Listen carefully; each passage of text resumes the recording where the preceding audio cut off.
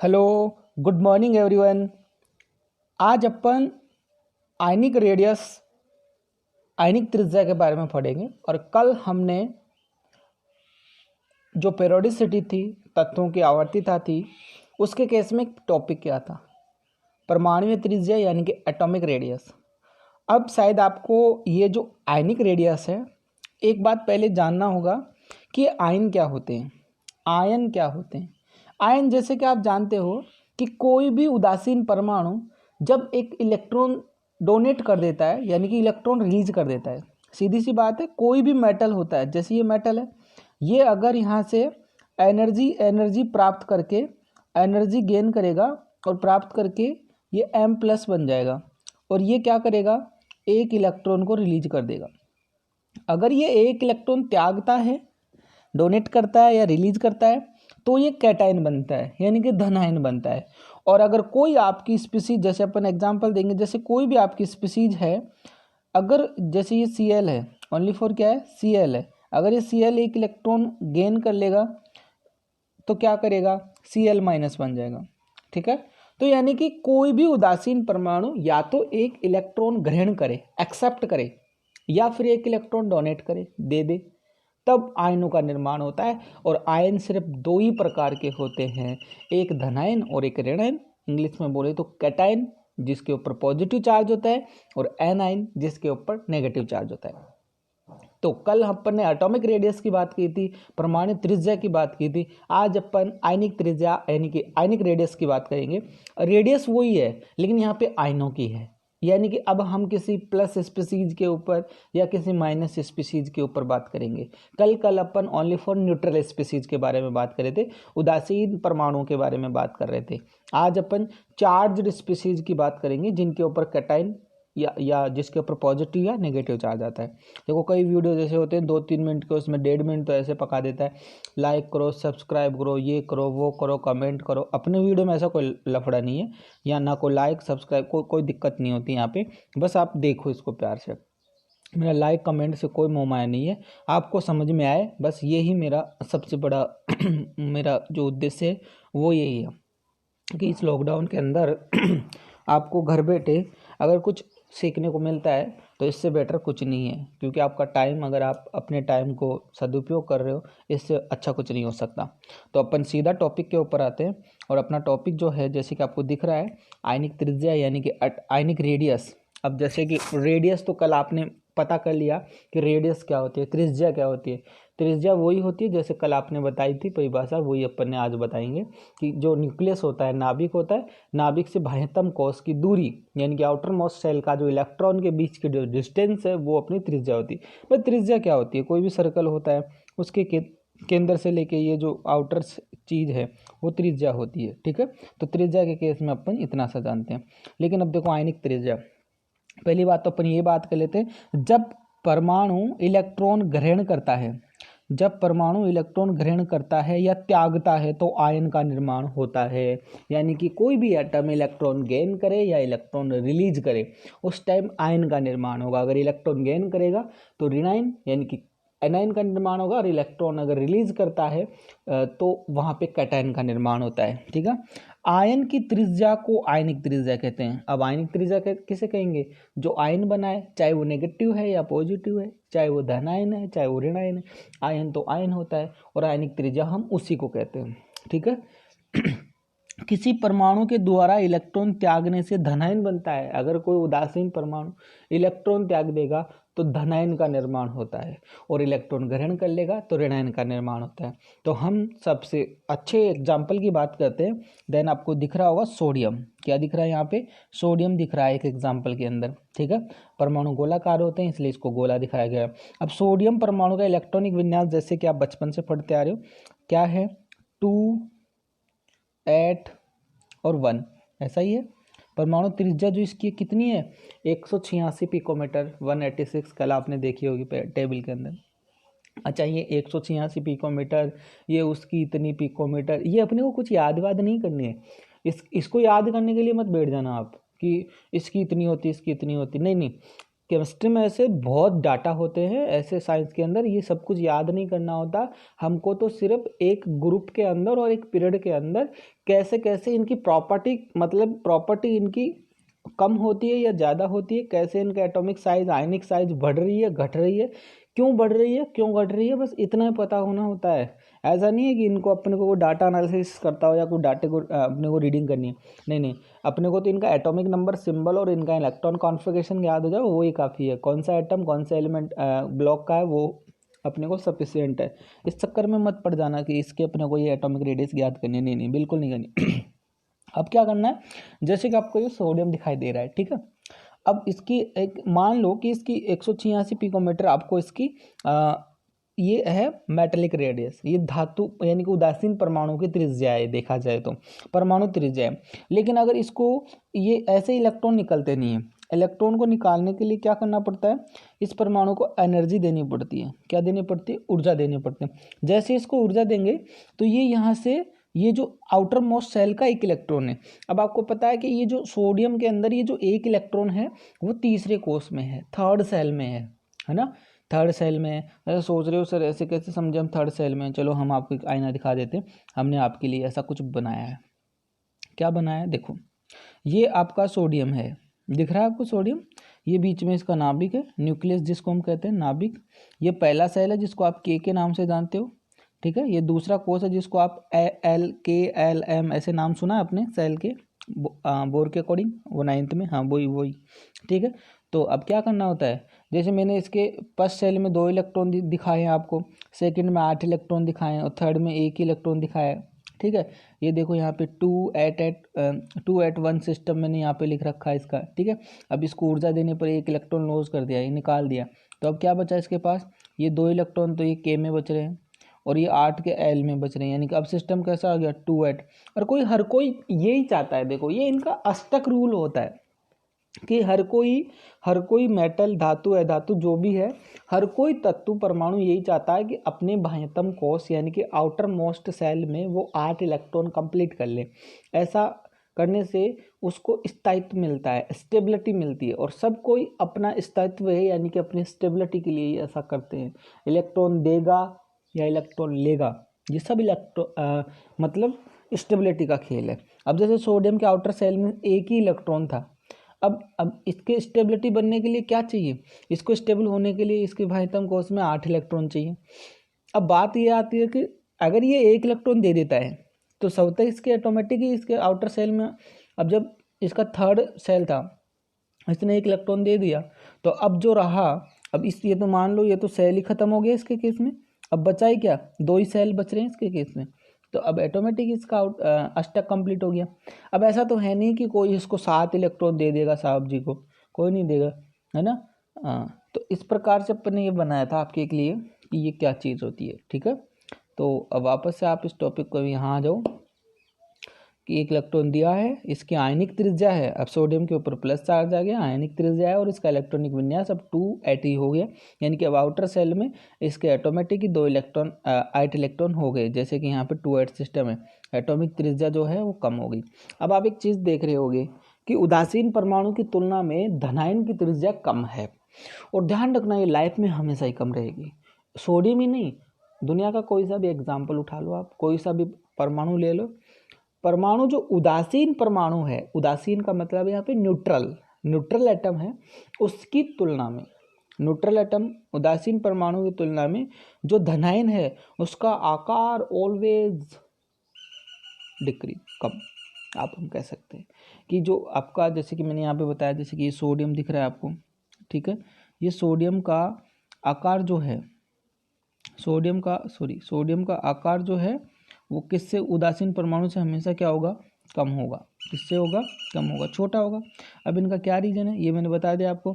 ये देखो atomic radius के सेल होते हैं आपके, कोष जो आप सोचते हो वो, इनको KLMNOP में बांटा गया है, 9th क्लास में आपने पढ़ा था। आर्गन का अगर इलेक्ट्रॉनिक विन्यास देखते हैं तो कितना होता है, 2at, देखो 2 8 और 8 कितना हो गया 18, तो आर्गन का एटॉमिक नंबर कितना होता है 18, ठीक है। और मैंने ये समझाया था आपको समझाने के लिए कि न्यूक्लियस में नाभिक होता है, इसमें न्यूट्रॉन प्लस प्रोटॉन होता है, इसकी द्रव्यमान संख्या है, ठीक है। यहाँ से आप अगर आपको न्यूट्रॉन निकालना होता तो आप क्या करते, आप पी को उधर ले जाते, तो एन इक्वल क्या हो जाता, ए माइनस पी हो जाता। ठीक है, ऐसे आप न्यूट्रॉन की संख्या भी निकाल सकते हो।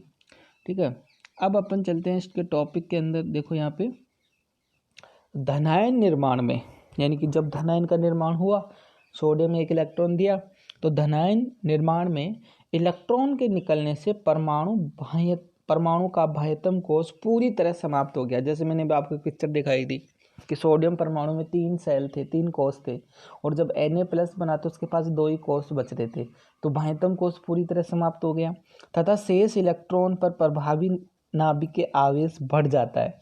अब आप सोचो एक बार, मेरे को एक बात समझाओ कि जब सोडियम था और अब जब सोडियम था तो इसके पास 281 वाला सिस्टम था, और अब ओनली 28 सिस्टम है, यानी कि इसके पास उस टाइम 11 इलेक्ट्रॉन थे, अब ओनली 10 इलेक्ट्रॉन है। लेकिन एक बात आप भूल रहे हो, इसमें नाभिक में पाए जाने वाले प्रोटॉन अभी भी 11 हैं, और कल भी 11 थे, और कल भी 11 होंगे। यानी कि हमने नाभिक में से प्रोटॉन नहीं निकाला, यानी कि इसके यूँ समझो, इस मशीन की इंजन की जो कैपेसिटी है वो कम नहीं हुई है।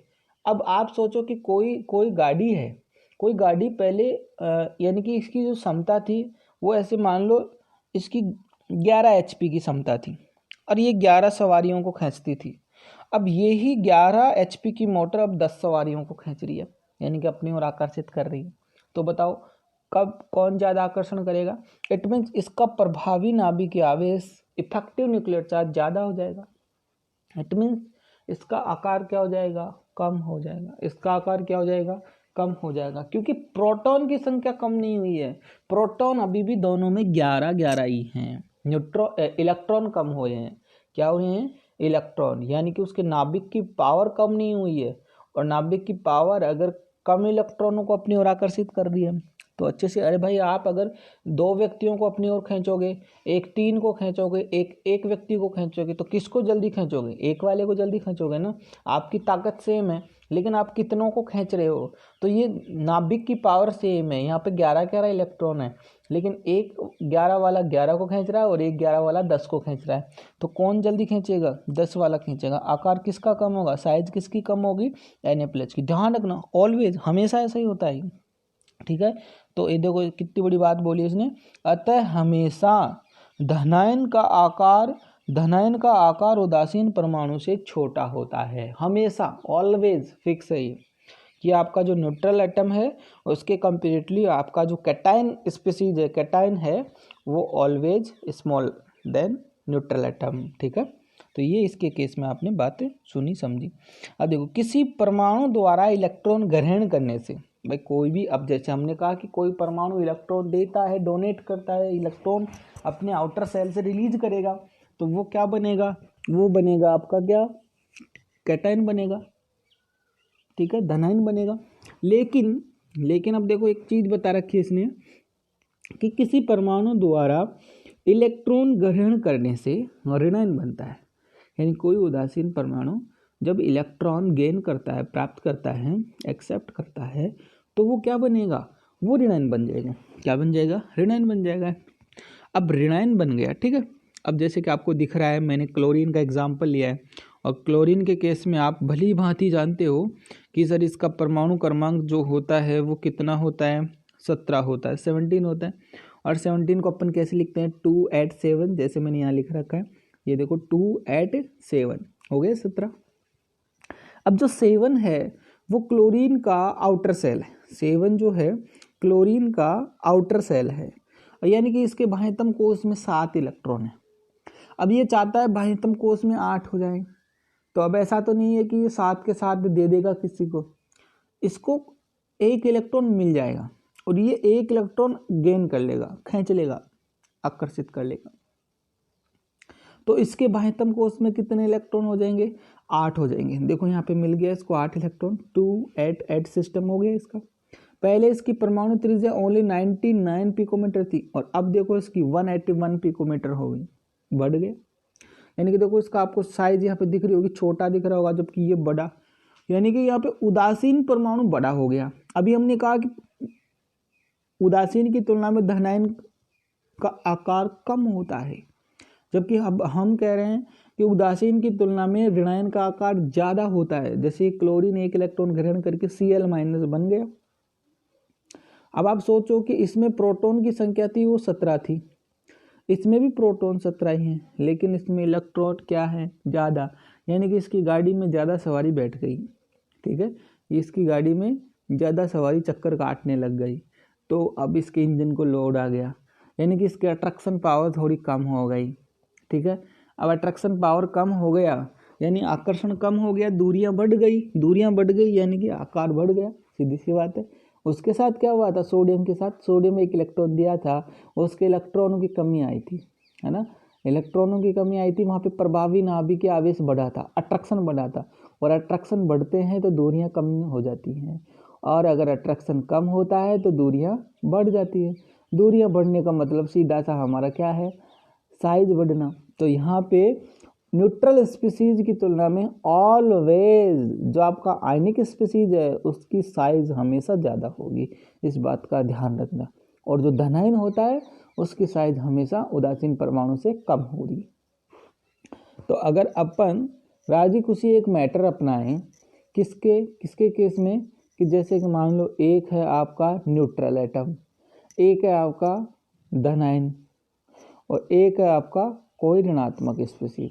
अब अगर इन तीनों के अपन साइज का ऑर्डर देखें, इनके क्रम का आकार का क्रम देखें, तो सबसे ज़्यादा तो किसका होगा, इसका होगा, फिर इसका, और सबसे कम किसका होगा, धनायन का होगा। ये इनके आकार का क्रम है। तो एक बात आज अपने को सीखने को मिली, वो क्या मिली, कि उदासीन परमाणु की तुलना में धनायन का आकार छोटा होता है, क्योंकि उसके एक इलेक्ट्रॉन निकल जाने से उसका बाह्यतम कोश या तो समाप्त हो जाता है, और उसके प्रभावी नाभिकीय आवेश यानी कि इफेक्टिव न्यूक्लियर चार्ज में वृद्धि हो जाती है, जिससे आकार छोटा हो जाता है। और रीजन भी पता होना चाहिए, रटना तो है ही है आपको, मुझे पता है, कितना समझा दो आप तो बस छापोगे, नोट्स बनाओगे और रट लोगे, ठीक है, बट मेरा मन नहीं करता मैं कि आपको खाली ऐसे 4 लाइन लिखा और उनको रटाता रहूं। ठीक है, और उदासीन की तुलना में ऋणायन का आकार ज़्यादा क्यों होता है, क्योंकि वो इलेक्ट्रॉन ग्रहण कर लेता है तो उसका प्रभावी नाभिकीय आवेश कम हो जाता है, और प्रभावी नाभिकीय आवेश जेड इफेक्ट कम होगा तो आकार बढ़ता है। कल जो केस में बताया था आपको कि प्रभावी नाभिकीय आवेश क्या होता है, ऐसा कल आपने पढ़ा, याद है आपको कल। तो देखो ये क्या बोल रहा है ना, ऋणायन का आकार बड़ा होता है, धनायन का आकार छोटा होता है, किसकी तुलना में, उदासीन परमाणु की तुलना में। तो आज आपको एक चीज़ का पता चला कि हम किसी भी, पहली बात तो आयन क्या होते हैं, आयन कितने प्रकार के होते हैं, धनायन और ऋणायन होते हैं, कब धनायन बनता है कब ऋणायन बनता है, उदासीन की तुलना में धनायन का आकार साइज कैसी होगी, उदासीन की तुलना में ऋणायन का आकार या साइज कैसी होगी, इन मामलों का आपको पता चला है। फिर देखो 3 लाइन लिख रखी हैं, बड़ी अच्छी 3 लाइन लिख रखी हैं यहाँ पे, इसको भी आप समझ सकते हो। क्या लाइन लिख रखा है इसने लिख रखा है कि ऋणायन बनने में बाह्यतम कोश में इलेक्ट्रॉन की, ऋणायन बनने में क्या होता है, ऋणायन बनने में बाह्यतम कोश में इलेक्ट्रॉनों की संख्या बढ़ती है, इस बात को हम जानते हैं। जैसे कि अभी बताया कि क्लोरीन के बाह्यतम कोश में पहले 7 इलेक्ट्रॉन थे आउटर सेल में, और 1 इलेक्ट्रॉन उसने ग्रहण कर लिया तो 8 हो गए। तो बाह्यतम कोश में आउटर सेल में इलेक्ट्रॉनों की संख्या बढ़ी ना, एवं प्रभावी नाभिकीय आवेश का मान कम हो जाता है, यही तो बात है। जेड इफेक्टिव न्यूक्लियर चार्ज अगर कम होता है, यानी कि नाभिक और इलेक्ट्रॉनों का आकर्षण कम हो जाता है, अट्रैक्शन कम हो जाता है, तो दूरियां बढ़ जाती हैं। इसलिए क्या होता है, क्या इफेक्ट पड़ेगा डेली लाइफ पर, अतः ऋणायन का आकार हमेशा के लिए उसके उदासीन परमाणु से बड़ा होता है, उदासीन परमाणु से बड़ा होता है। यानी कि क्लोरीन से क्लोरीन माइनस का आकार ज़्यादा है, यही बात अपन समझाने की कोशिश कर रहे थे आपको। ठीक है, अब अपना जो अगला टॉपिक होगा वो होगा आयनन एंथैल्पी, आयनाइजेशन एंथैल्पी, ये भी बताएंगे पहले खुद क्या होती है, और इसका भी लफड़ा आकार से ही है। अब जितने भी टॉपिक पढ़ेंगे ना इसमें 3 टॉपिक और पढ़ने, आयनन एंथैल्पी, ठीक है, इलेक्ट्रॉन बंधुता और विद्युत ऋणता, ये तीनों का मतलब आकार से है। जिस बंदे को परमाणु के आकार कब कम होता है, कब ज़्यादा होता है, एक ग्रुप में कम होगा या एक आवर्त में ज़्यादा होगा, ये वो सब अगर हम इनकी पीरियोडिसिटी बुक में नहीं है, बात करते हैं लेफ्ट टू राइट की, तो आकार कम हो रहा है, और अप टू डाउन की बात करते हैं तो आकार ज़्यादा होता है, जैसे कि आपको कल बताया है। ठीक है, तो थैंक यू सो मच। आप पहले पूरा वीडियो देखा करो और फिर इसके सुना करो, फिर नोट्स बनाया करो इम्पोर्टेंट बातों के, और जैसे कल की तरह इंग्लिश मीडियम के नोट्स मैं आपको बाद में प्रोवाइड करा दूंगा, पहले आप इसको देखो। ठीक है, थैंक यू सो मच।